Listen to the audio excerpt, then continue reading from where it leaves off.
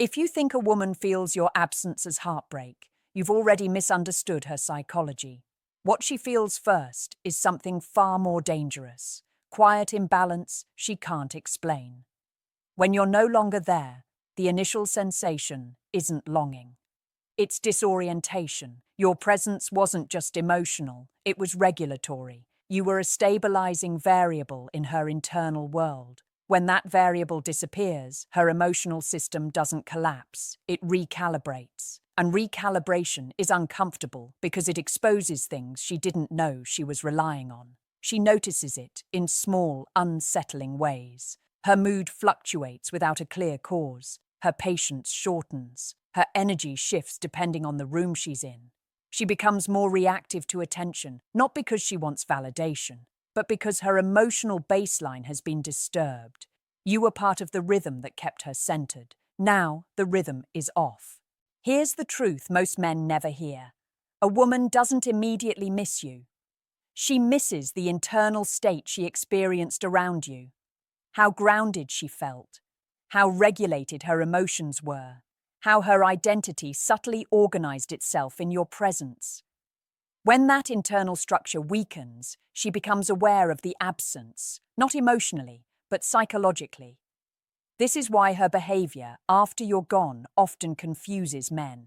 She may seem fine, even better than before, more social, more expressive, more visible. But this isn't indifference, it's compensation. When something stabilizing disappears, the mind seeks replacement stimuli. Attention, noise, distraction, these are tools, not feelings. And here's the part that matters most. Your absence forces her to sit with herself. No mirror, no emotional anchor, no familiar masculine polarity to react against. That's when her mind turns inward. She begins asking questions she never asked when you were present. Not, do I miss him? But why do I feel different without him? That question carries far more weight. Men assume women process absence emotionally the way men do, through pain, nostalgia, and regret. But women process absence through awareness. They feel the shift in their emotional environment before they attach meaning to it. And awareness precedes attachment, not the other way around. If you were weak, inconsistent, or emotionally chaotic, your absence brings relief. But if you were calm, grounded, and self-contained, your absence creates contrast. And contrast is psychologically loud. It magnifies what was previously subtle. Your steadiness becomes noticeable only when it's gone. This is why chasing her during absence backfires. Texting, explaining, seeking reassurance, trying to stay emotionally present while physically absent destroys the recalibration process. It removes the silence, and silence is what forces her mind to notice the difference. She may tell herself she's fine. She may convince herself she doesn't care. But the nervous system doesn't lie. If her emotional state feels less stable, her mind will eventually search for the cause. And when it does, it won't ask what she lost. It will ask who made her feel more like herself. That's the first reality of your absence. It doesn't scream. It hums quietly inside her until she can no longer ignore it. Once the initial imbalance settles, something far more precise begins to take shape inside her mind. Comparison. Not between you and other men, but between emotional states. How she feels now versus how she felt when you were present. This is where absence turns from background noise into psychological pressure. A woman doesn't remember people accurately. She remembers states. She remembers how her nervous system behaved, how safe or stimulated she felt, how her identity flowed in certain environments. When you're gone, her emotional baseline quietly shifts. And that shift becomes impossible to ignore because every new interaction is measured against it. She goes out, she talks to others, she laughs, she receives attention. But something feels slightly off. The conversations feel louder but thinner.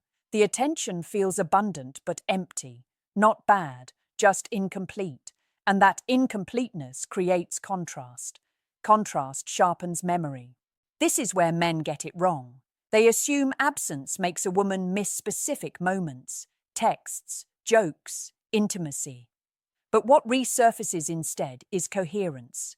She remembers how she felt emotionally organized around you, how your presence simplified her internal chaos, how her reactions felt more grounded, even when she didn't consciously notice it at the time. And here's the uncomfortable truth. The more emotionally self-contained you were, the stronger this comparison becomes. If you were needy, reactive, or inconsistent, her nervous system learned to brace itself around you. Your absence then feels lighter. But if you were steady, if you didn't chase, didn't collapse, didn't require constant validation, your absence removes a quiet pillar she didn't know was holding weight. This comparison doesn't happen consciously at first. She doesn't sit and think about you. She feels dissatisfaction without a clear source. She feels overstimulated, yet underfulfilled. She may label it boredom, or restlessness, or just a phase. But the body knows before the mind admits anything, and that's when memory begins to distort in your favor. Not because she's lying to herself, but because the brain prioritizes emotional contrast over factual detail. Your mistakes fade faster than your stability. Your silence becomes more powerful than your words ever were. Your emotional containment becomes more visible now that it's gone. This is also why women often reach out randomly after a period of absence. Not because they miss you in the romantic sense, but because the comparison has reached a threshold. The nervous system seeks what previously regulated it. The message isn't nostalgia, it's recalibration. She may not even know why she's thinking of you. She just knows that something felt more aligned before, more centered, more real, and alignment is addictive once noticed. But here's where most men sabotage everything. They respond emotionally instead of structurally. They over-explain. They seek clarity. They try to restart connection from a place of need. And in doing so, they destroy the very contrast that brought her awareness back to them. Because what she's responding to isn't longing, it's difference. The difference between emotional chaos and emotional coherence, between noise and calm, between stimulation and grounding. If you hold your frame during absence, if you don't rush to fill silence with reassurance, you allow the comparison to deepen. And deep comparison reshapes desire far more effectively than pursuit ever could. This is the second truth.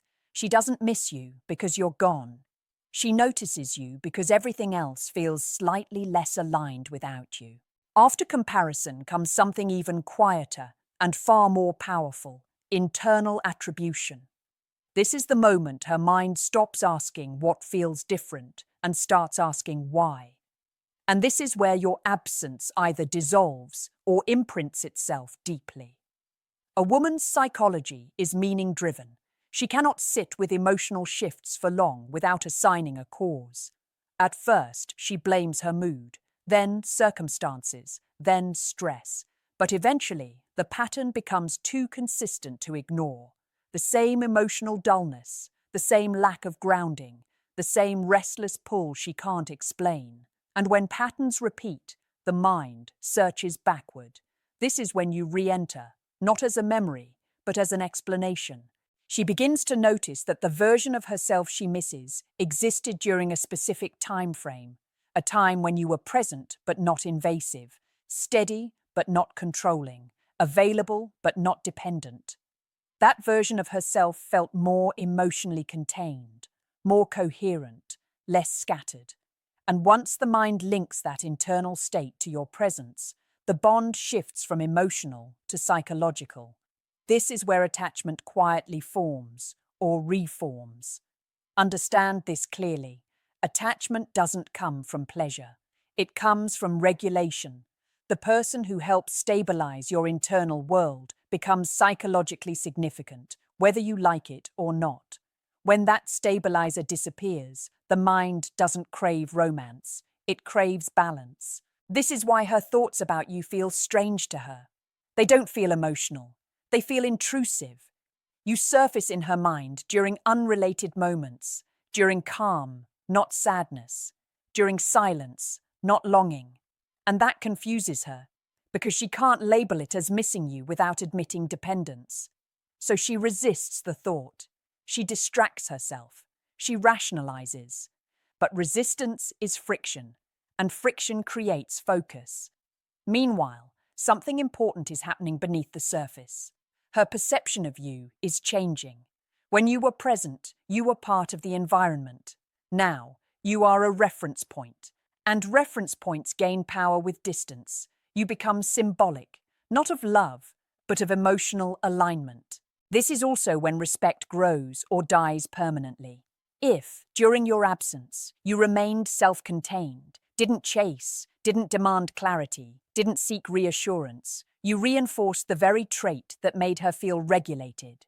Your silence confirms your stability, and stability is magnetic because it feels scarce. But if you broke absence, if you leaked emotion, sought validation, or tried to force connection, you inverted the attribution. Instead of being the source of grounding, you became the source of pressure. And pressure never gets missed. It gets escaped. Here's the part most men don't realize. Women don't attach to men who want them. They attach to men who orient them. Men whose presence organizes their emotional experience. Men who don't need to be reacted to because they already are. By now, she's not thinking about you as a person. She's thinking about the absence of a feeling. A subtle but persistent lack of emotional coherence, and the mind hates unresolved gaps. It will always seek to close them. This is when curiosity appears. Not desire, not nostalgia, curiosity. And curiosity is dangerous because it pulls without urgency. It invites without force. It draws her toward you internally before she ever acts externally. This is the third truth. Your absence becomes meaningful only when her mind decides you were the reason something inside her felt more stable. And once the mind assigns that meaning, it doesn't let go easily. Once meaning is assigned, something shifts inside her that she rarely talks about. Vulnerability without confession. This is the phase where she feels pulled toward you but refuses to admit it, even to herself. Not because she's dishonest, but because acknowledging it would challenge her sense of emotional independence. At this point, her mind isn't replaying memories, it's rehearsing scenarios, small, almost unconscious ones. What it would feel like to hear your voice again, how a conversation might flow, whether your energy would still feel the same. These aren't fantasies, they're tests. Her psyche is checking if the emotional alignment she associated with you still exists. And here's the key. She doesn't want you back emotionally yet. She wants confirmation. Confirmation that the grounding she felt wasn't situational, that it came from you, not the moment. That's why her behavior becomes inconsistent. She may view your stories but not respond, like a post but not reach out. Ask about you through mutual connections without revealing her interest. This push-pull isn't manipulation, it's risk assessment. Emotional regulation creates attachment, but attachment creates exposure, and exposure threatens control. So she hovers at the edge, gathering information while protecting her autonomy. If you remain unchanged, calm, self-contained, unreactive, you pass the test without knowing it. Your stability signals safety without pursuit. It tells her that the emotional alignment she remembers wasn't an illusion, that it wasn't dependent on her behavior, that it existed independently of her validation. But if you show agitation, neediness, or emotional leakage, the test fails instantly. Her nervous system registers instability. The meaning she assigned to your absence collapses. And once meaning collapses, attraction doesn't fade. It shuts down. This is why timing matters less than state. You could say the right words at the wrong emotional frequency and undo months of psychological pull. Women don't respond to logic in this phase. They respond to consistency, to emotional tone, to the feeling that nothing needs to be fixed. During this stage, she may convince herself she's over you. She may even date someone else. But watch closely. She compares internally, not consciously but somatically. How her body feels around them versus how it felt around you. How regulated her emotions are. How much effort it takes to feel centered. And if the difference is clear, the pull intensifies. This is when the idea of reconnection stops feeling risky and starts feeling inevitable, not urgent, but unresolved, like a sentence that ended too early. She doesn't want to reopen the story. She wants to complete it. But completion only happens if you don't reach for it. The strongest position you can hold here is neutrality, not coldness, not distance. Neutrality. You don't chase the outcome because the outcome is already forming internally. You don't demand clarity because clarity is emerging without words. This is the phase where most men lose everything by trying to secure what hasn't yet surfaced. They push for answers. They confess. They ask where they stand. And in doing so, they shift the emotional weight onto her, forcing a decision before her psyche is ready. And when forced, she chooses safety, not alignment. This is the fourth truth. Before a woman returns emotionally, she must first feel safe admitting vulnerability internally. Your steadiness, not your effort, is what allows that to happen. At the final stage, something resolves inside her, not emotionally, but decisively. This is where your absence stops being a question and becomes an answer. By now, her mind has tested every alternative: distraction, attention, replacement, rationalization, and none of it recreated the internal alignment she associated with you. That's when clarity arrives, not dramatically, but quietly. She realizes something she never wanted to admit. Your presence didn't just affect how she felt about you. It affected how she felt about herself, more grounded, more centered, less reactive, less scattered. And once that realization settles, it can't be undone by logic or pride. This is where men often misinterpret the moment. They expect grand gestures, emotional confessions, obvious longing. But what actually appears is subtle courage. A message that feels casual, a question that seems unnecessary, a moment of openness disguised as coincidence. Not because she's playing games, but because vulnerability feels safer when it wears a mask. If she reaches out, it's not to relive the past. It's to check the present, to see if the emotional frequency she remembers still exists, if your energy still feels grounded, if your presence still organizes her inner world instead of demanding from it. And this is where everything is decided. If you respond from a place of calm self-sufficiency, without resentment, without eagerness, without emotional debt, you confirm what her nervous system has already concluded, that the stability she felt wasn't temporary, that it wasn't dependent on control or proximity, that it came from who you are. But if you collapse into emotion, seek reassurance, or try to reclaim certainty, you break the spell instantly. Because the thing she was drawn back to wasn't affection, it was orientation. The feeling that around you, things made sense. Here's the deepest truth. A woman doesn't return because she misses a man. She returns because she misses how she functioned internally when he was part of her emotional environment. And that kind of pull doesn't respond to persuasion. It responds to presence. Even if she never reaches out, the impact remains. You become a reference point, a silent comparison she carries forward. Every man after you is measured against the emotional coherence you provided. Some will be more exciting, some more available, but few will feel as stabilizing. And that absence leaves an imprint far longer than attention ever could. This is the power you were never taught to hold. Not dominance, not mystery, but emotional containment. The ability to be steady enough that your absence creates awareness instead of relief. So here's the question I want you to answer honestly in the comments. When you step away, do people feel calmer or freer? If this message resonated with you, like the video. Subscribe for deeper truths about relationships and female psychology, and share this with a friend who needs to understand the power of presence before it's too late.